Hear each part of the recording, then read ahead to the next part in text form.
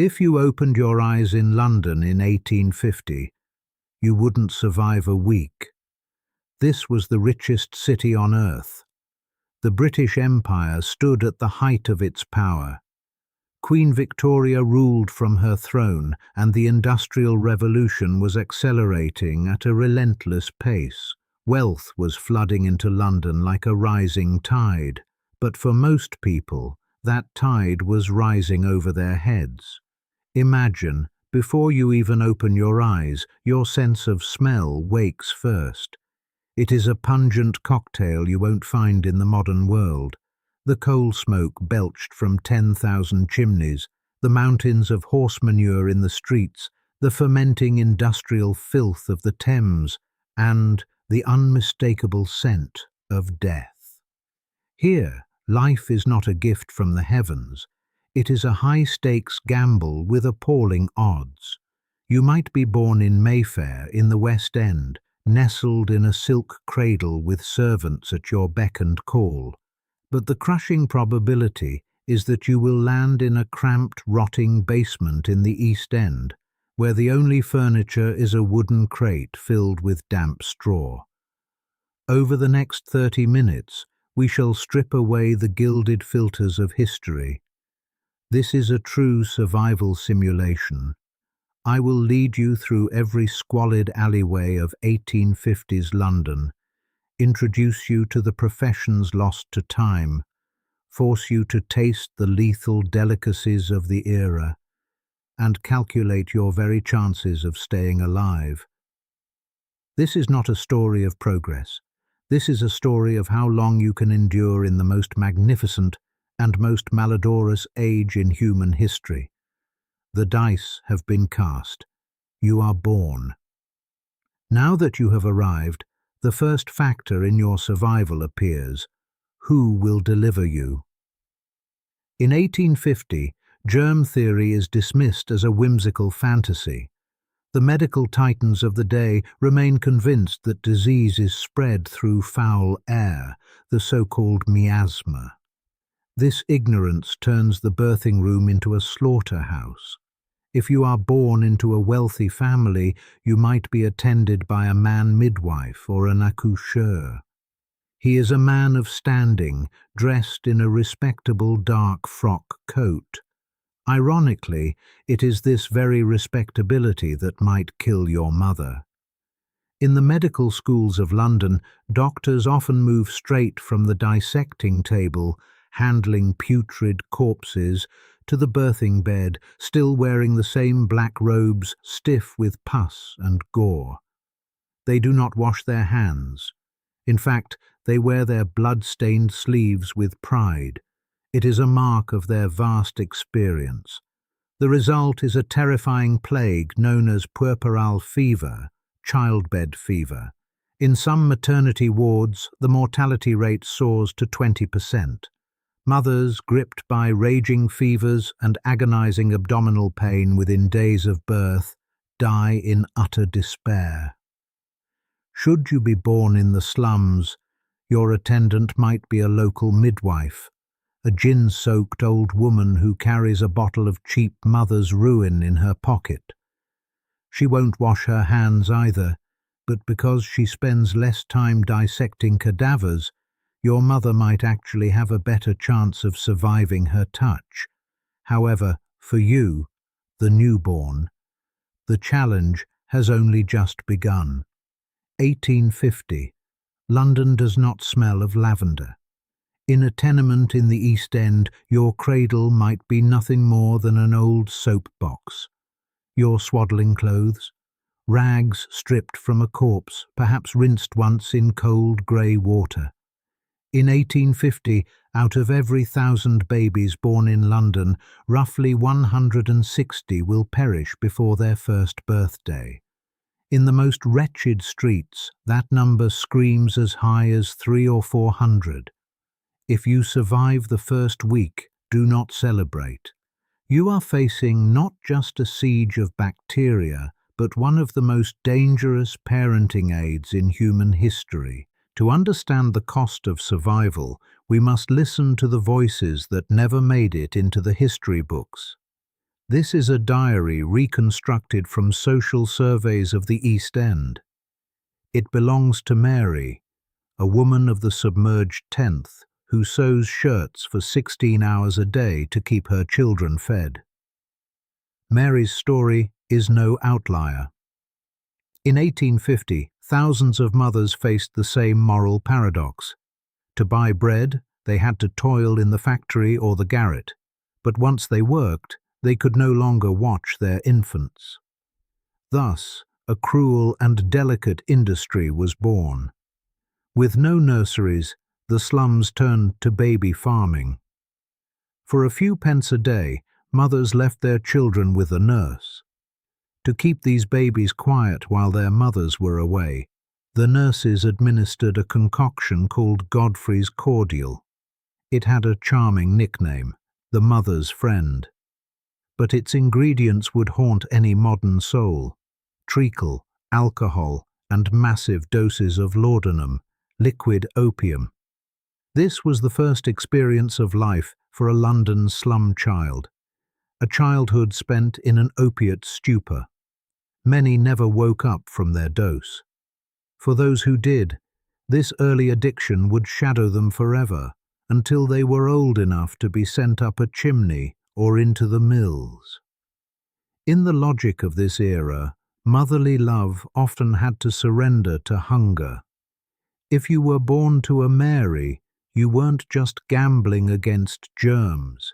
You were gambling against the cheapest sedative in the empire. If you lived past the age of 5 in 1850 London, you were no longer a child. You were an economic unit. The prevailing middle-class view was that poverty resulted from laziness. Therefore, putting a poor child to work was not just an economic necessity, but a moral salvation. And so you were dispatched into the city's darkest reaches. If you were small and slight, you might be sold to a master sweep as a climbing boy. Your job, to scramble up vertical flues barely 7 inches wide. To ensure you could squeeze into those suffocating gaps, the master would strip you naked, save for a thin rag. Your knees and elbows would be scraped to the bone against the rough masonry. There was no rest. To toughen your skin, they would rub your raw wounds with brine or spirits. This agony was for your own good, to build the thick calluses needed to climb faster next time. Most dreaded were the dead-end flues. Due to chaotic London architecture, many chimneys featured a sharp 90-degree turn. If you became wedged in that turn, your master might light a fire below to smoke you out. Court records from 1850 show children suffocating in these brick tombs, their bodies found years later, still frozen in a gesture of upward struggle. If you weren't sent up a chimney, you went to the river.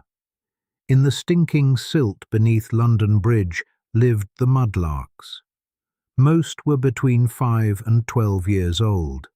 At low tide, these children raced into the toxic sludge, bare-legged and desperate.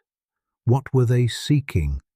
A copper nail from a shipwreck, a scrap of iron, a penny dropped by a passerby. In an age without antibiotics, this wasn't just toil, it was suicide. The Thames was the city's open sewer, thick with slaughterhouse waste, human excrement, and industrial acid. If you cut your foot on a shard of glass, your leg would turn purple and swell within hours. Gangrene and septicemia were the mudlark's silent companions. Henry Mayhew, the social chronicler, once asked a 9-year-old mudlark what he desired most. The boy didn't ask for a toy.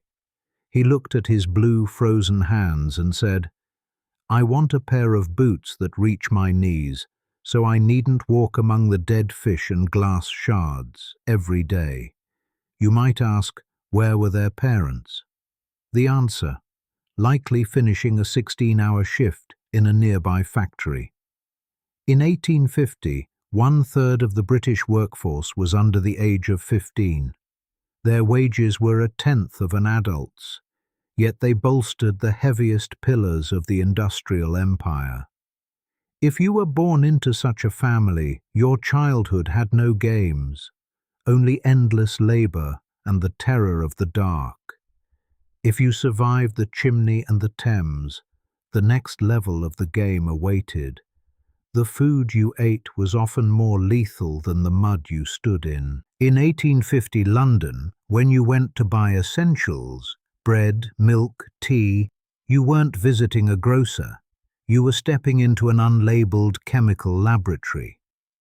Britain was gripped by a frenzy of free trade, and the government provided virtually no oversight on food safety. For the tradesman, profit was the only creed. To make cheap, spoiled, or even toxic ingredients look like premium goods, they stopped at nothing. Let us begin with the lifeline of the poor: bread. You might think white bread represents purity, but in 1850, flour was expensive. To whiten inferior grey flour, bakers added alum. This chemical not only bleached the loaf, but allowed it to absorb more water, making it heavier and larger. More terrifyingly, to add bulk, they mixed in plaster of Paris, chalk, and even ground up bones. Long-term consumption led to chronic intestinal disease. For a fragile child, that loaf was a slow-acting tombstone. Then, the milk. In the days before refrigeration, milk from the countryside was usually turning sour by the time it reached London. To mask the acidity, merchants added boracic acid. To make watered-down blue milk look creamy, they whisked in sheep's or calves' brains. And for that tempting, creamy yellow tint, a few drops of lead chromate or hair dye. In 1850, half the infant mortality in London was linked to gastroenteritis caused by this poisoned milk. If you sought a cup of tea to revive your spirits, the danger followed you. Real tea remained a luxury. The poor bought revived tea, scavenged leaves from wealthy houses, mixed with sheep dung and sloe leaves, then finished with Prussian blue and toxic copper arsenite to achieve that high-grade deep green color. The most tragic victims were the children. Cheap sweets were dyed a brilliant red with mercury sulfide and yellow with lead chromate. Newspapers of the day reported birthday parties where children died within hours of eating green sugar ornaments, victims of acute copper poisoning. If you reach the age of 15 and your constitution hasn't been shattered by adulterated bread, you will likely pass through the gates of a factory that never sleeps. For the youth of 1850, the factory was both a sanctuary from starvation and a meat grinder. In the cotton mills of Manchester or the East End, you would stand for 14 to 16 hours. The din was so total you had to scream into your companion's ear to be heard. The air was thick with fluff, cotton fibers that acted like invisible blades, slicing into your lungs. They called it bicynosis, the brown lung. You would cough until you spat blood. But nothing struck more terror into the Victorian heart than the fate of the match girls. In the match factories, thousands of teenage girls spent their days dipping wooden splints into white phosphorus. This substance glows faintly green in the dark. If you walked through the slums at night, you might see girls whose clothes and hair shimmered like hellish fireflies. But behind that beautiful luminescence was the kiss of death. The phosphorus fumes would enter the girls' jawbones through decayed teeth. First came the toothache, then the gums would ulcerate and weep pus. Eventually, the entire jawbone would die and rot away. This was the infamous Fosse jaw. The victims emitted a putrid stench, so foul it was unbearable, and in the dark their necrotic bones actually glowed with a pale emerald light. The only way to save their lives was to remove the entire jawbone. In an age before reconstructive surgery, this meant girls not yet 20 would spend the rest of their lives with shattered, gaping faces. Mary Nash, age 16, worked in the match factory for 3 years. Her jaw is entirely gone. She must wrap her face in a dirty cloth. When she enters the clinic, the stench is so great that experienced doctors turn their heads. Yet Mary's greatest fear is not the pain, but that she will be sacked for being unable to work. In the eyes of a Victorian mill owner, you were not flesh and blood. You were a component. If you broke, there were 10,000 hungry youths waiting in line to replace you. But even if you kept your limbs in the gears and your face from the fumes, you could not rest. Because as you dragged your weary body home to your tenement, a silent, city-wide execution was waiting for you in the water pail. In August 1854, the air in Soho was as stagnant as a wet blanket. People still complained about the smell, but the real killer wasn't in the air. It was in their buckets, cholera. They called it the Blue Death. Within hours of infection, a victim would suffer such violent vomiting and purging that the body would dehydrate into a husk. The skin turned thin and blue. The patient would literally shrivel up while still conscious. It was Tuesday morning. I live at 40 Broad Street. My wife fetched water from the pump only last night. She said it tasted the freshest and coolest. By midnight she was purging. By dawn her eyes had sunk so deep she looked like a crone of 100 years. Before the curate could arrive, she was gone.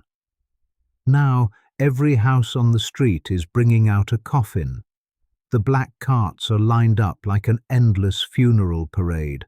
The Londoners, clinging to their miasma theory, threw lime into the streets to mask the smell of rot. No one suspected the pump. One wealthy old lady who had moved away even had a servant fetch a pail from Broad Street every day because she missed the taste. She became the only victim in her new neighbourhood. Amidst the hysteria, Dr. John Snow was conducting a secret investigation. He knocked on doors draped in black crepe, asking a single question: where did the deceased drink? He discovered that nearly every death pointed back to that one pump. He found that just a few feet below that clean pump lay a leaking cesspit. In that pit was the discarded nappy of an infant who had died of cholera. An entire neighbourhood, hundreds of lives, extinguished in 48 hours because of one sip of unboiled water. This was the cruelest level of the survival game. You could be a diligent worker, you could dodge the factory accidents, but if you were thirsty and failed to boil that one spoonful of water, death would knock within minutes.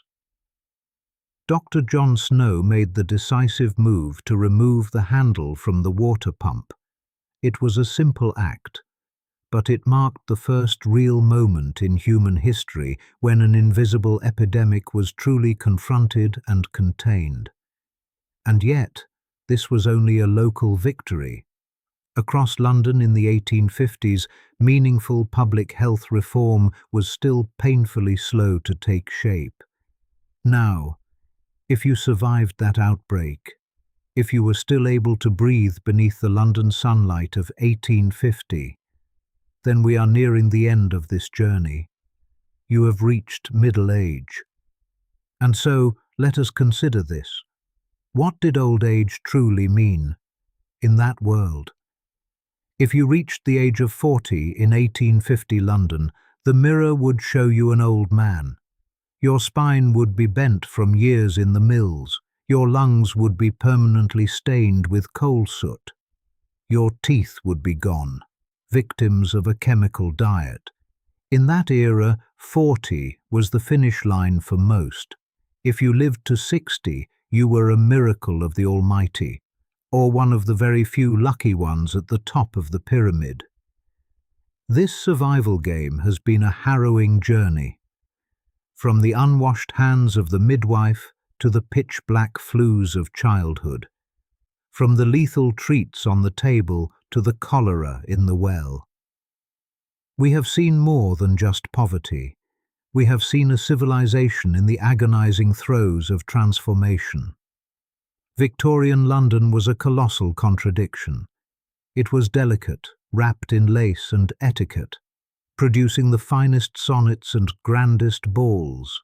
But it was also monstrous, sustained by millions who struggled in the mud and were consumed by the gears. Why do we look back at this malodorous history? Because everything we take for granted today, the clean water from your morning tap, the tested food in your cupboard, even the 8-hour day that allows you to sit and watch this video, was a luxury unimaginable even to a king in 1850. The tragedies of that age birthed modern public health, labor laws, and our very definition of human rights. The gamble of 1850 is over. The mudlarks, the match girls, and the climbing boys have long since become part of the city's foundation. Next time you walk a modern street or simply breathe in a sanitized room, remember, you are standing on their shoulders. You survived this simulation not just by luck, but because those who came before you paid the price to find the way to a brighter, cleaner shore. Thank you for walking these minutes with me. If you are still curious about the hidden corners of that age, stay with us. I am Quiet History Society, deconstructing the true flesh and blood of history.